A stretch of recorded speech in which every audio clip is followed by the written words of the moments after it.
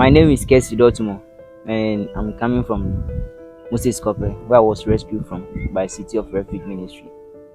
And I'm currently at the University of Ghana studying sports and physical culture studies. And I'm in level 400 now. And this is my brother Sammy. My name is Samuel Dotmo, and I'm currently in university, Koforidua Technical University, and I'm also studying computer networking. And I'm done with level 1, I'm going to level 200.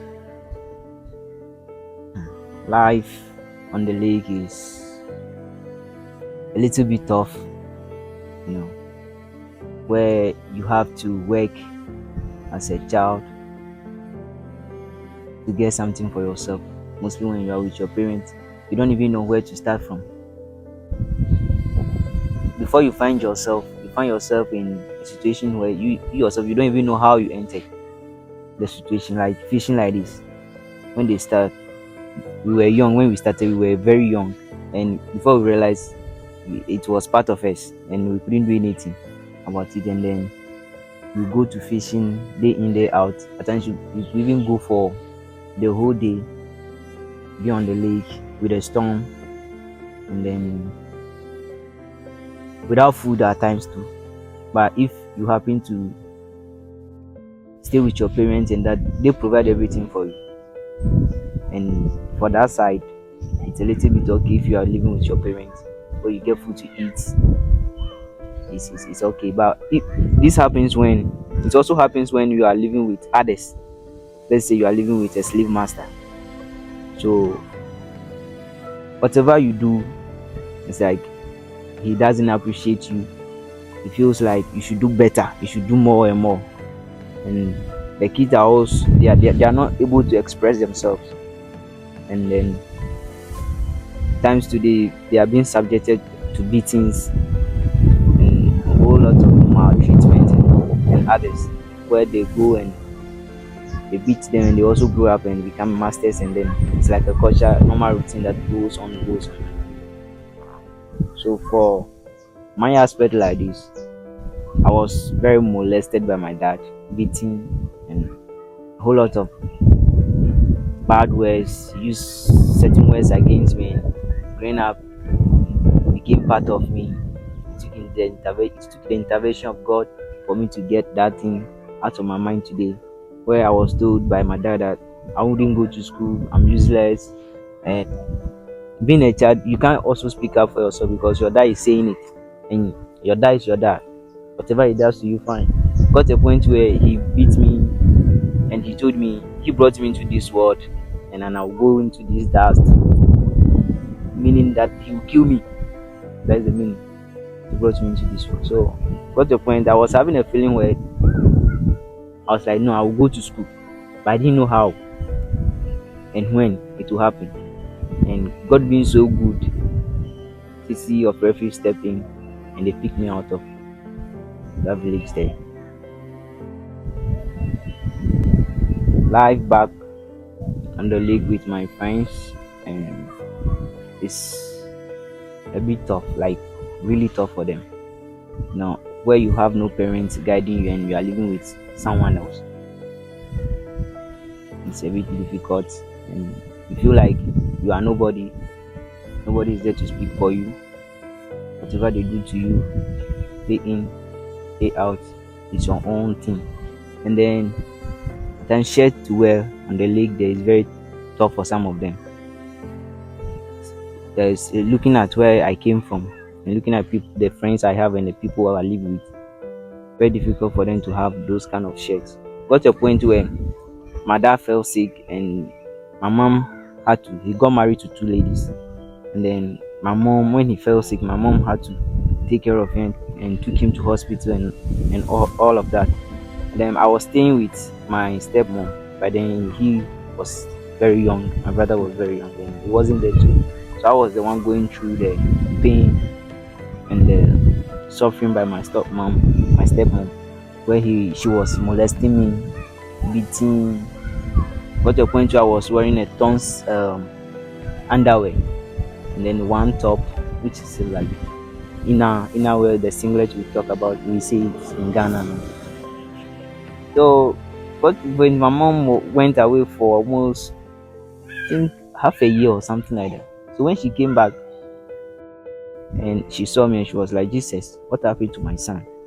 I was wearing underwear that is torn. And when she came, she decided to take everything off me and then give me new clothes.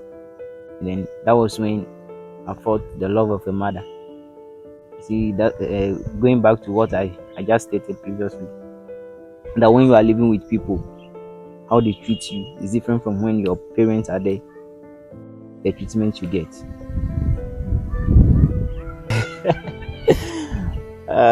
Well, for me, I think I was young, so these experiences, like, I didn't had the chance to go through this. Some of the challenges he went through, but then one thing I've realized or learned so far is that life out there is like your dreams and your goals are nothing because you don't even have the freedom to speak for yourself. To even stand out for yourself is all based on, I think, tradition or something like that. Like whatever your parents says or the community is saying or is doing is what everyone does. So or everyone does. So I think that is. For me, I didn't know my age by then. I didn't know my age. I asked my mom how old I was, and she was like, "We were staying in a village where when they go to hospital, they get those weighing cars and this one. So the water took everything away. So it was a new age that I got from City of Refuge. So right now, I'm 23 years of age. I've been here for 12 years. Yeah. Well, since my brother doesn't know, he's definitely I don't know my own. But City of Rage gave me, well, looking at my height and those kind of things. I think they are right. 20, yeah, I'm 20, yeah. And I've been here for 12 years. For me, the day I was rescued was mm, hectic and a whole lot of problems. Where my dad's uncle had to fight with my mom. So he had a fight with my mom and got to a point where my mom was carrying a baby behind her. He pushed my mom on the floor with a baby.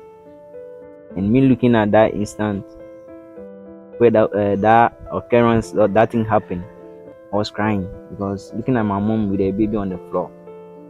So it was a little bit difficult, and looking at mommy and daddy at that village or in that village, I was like, oh, what are they doing here? Are they going to kill us or are they going to sell us? That fear was there. And then once you see people from other places coming for you, there's a whole lot of perception about what they will do to you.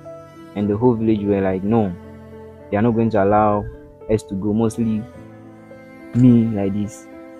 It was battle where they came twice for me. The first one they couldn't because my uncle was like, no, it's not going to allow me to come and I should come and work for them. And my mom was like, no, when my dad fell sick, he called for them, then they come. And then right now they waited for him to die and they are coming for his sons. And I was like, no, that will not happen. When she was going through the difficulties, she was the only person who was able to withstand those issues and a whole lot of things. So she's not going to allow us to go.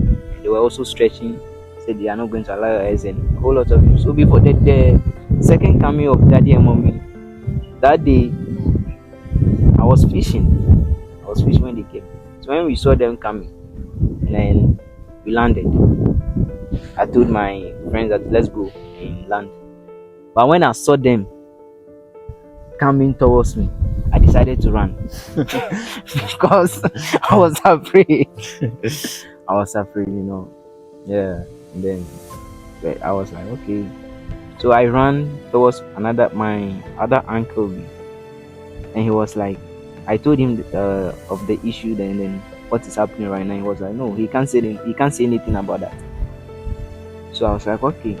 So I told myself back, okay, let me go. And when he said that, I felt like, okay. So since he is not in support of it, I told myself I have to go back. So I went back and I entered the boat. I entered the boat and we went to Pajamasi. Yeah. We went to Pajamasi, and then for that 3 days, I was inside crying because when I come out and look at my village at afar, then I feel like crying more and looking at my brothers and sisters that I've left behind. Well, for me, I was very young, so like most of the things, I feel like I didn't even know what happened, you know. But then the whole thing I could remember was that I was supposed to come with a certain group of people, like girls, but then they were crying. But then I didn't cry. So at that moment, I don't know, I was happy. Like I'm somebody that I feel like taking risk is like part of me. Like I don't really fear. Or I'm not afraid of like things ahead of me. I was just hoping because my mom was like, "Go, anything that happens, happen." But then people were like, "If you come, they'll use you for juju and those kind of things. Like they'll kill you and those kind of things." But then God being so good, see me, farm boy. uh, that that experience was the best. Like going back to your place and then they seeing the kind of person God has turned you into, and then how you have changed and those kind of things. Like it's just like a proof to them that what they were thinking and like all that they were saying, they were all wrong. And then it was the best, you know. Even the joy in our mom's face to see that, like at least she's proud that she brought some kids like us into this world, that she can boldly hit her chest that even though maybe she didn't play much in her life, but then she carried out for 9 months, and then that alone is something we are proud of. And that experience was the best. For me, going back home and looking at my colleagues and the whole thing there, looking at my colleagues and the whole village as well, and the people that I knew long time, and they thought I would like forget them. I couldn't even remember some, but some were like, once I see your face, oh, I know you. I'll be like, oh, I know you. They'll be like, how do you know my name? I say, yeah. And I begin to mention some of them their names, and they were like, wow, you still remember? I was like, yeah. By then, even though I wasn't that grown, but I can remember faces and names as well. So looking at my mom, daddy, when we went there, the way she ran towards us and with a hug and the smile on her face, I felt like, wow, she has done a lot, and that was it. And then I was told by some of the village or my place, the guys who I live with, who I used to go to fishing with, and we do so many things in common. They were like, they want to come. They want to come. If you see some of them, they are even older than me right now that I'm talking. They have kids, but they said they want to come because the life we are living now is different from the one they are living now. So the day, and some of them were like, they are even wrong. Mostly their fathers, their perception towards the day daddy and mommy came with a team to rescue us, they all were like, no, it's very wrong. So last time when we went there, I don't know how to even say whether he's my uncle. He was like, wow, you guys, it turned out good. And he couldn't even stay there. He couldn't even stay. He just returned back. And then I had to make daddy call. Then he was like, oh, he's no longer around in the village there, so he's gone out. So like everything is okay. The joy and them seeing us there is a good experience. Uh, well, coming here or being calm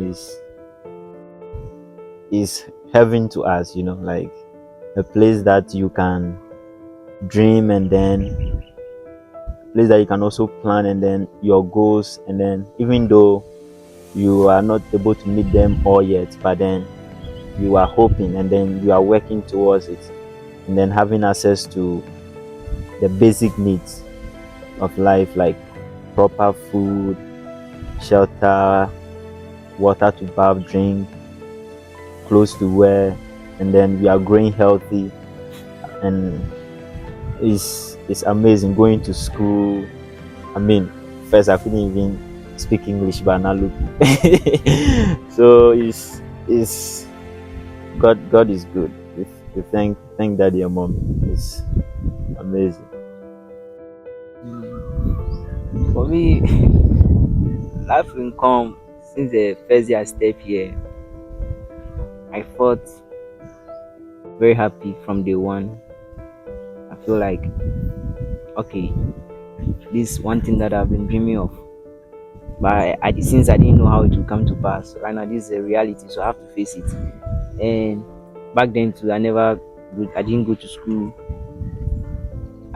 Like, even how to speak, how to say the letter ABCD, I don't even know how to even say ABCD. So it was out of the good that came out.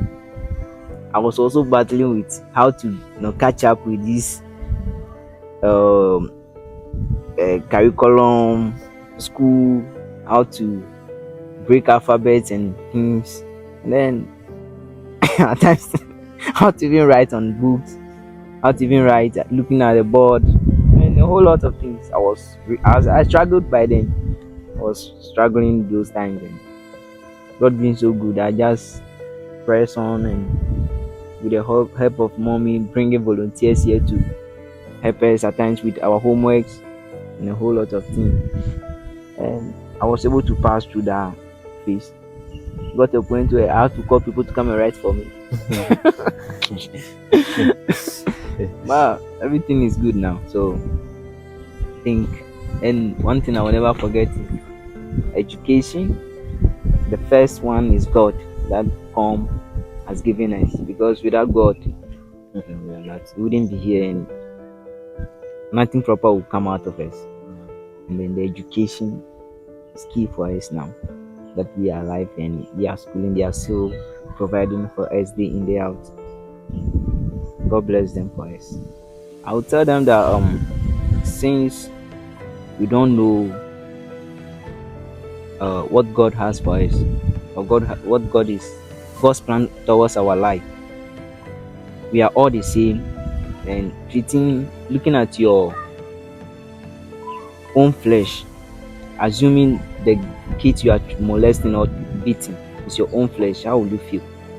And the best thing is to then be aware that there's something better, or they still have hope that they can get a better future. And using myself for example, where I was beaten and all that, I think when they begin to look at me, telling them where I'm coming from and now where I have gotten to, and I think that would be education for them. Well, for me, I don't know how that experience might be, but then one thing I know for sure is that I don't really know the part of the Bible that says that, but then he said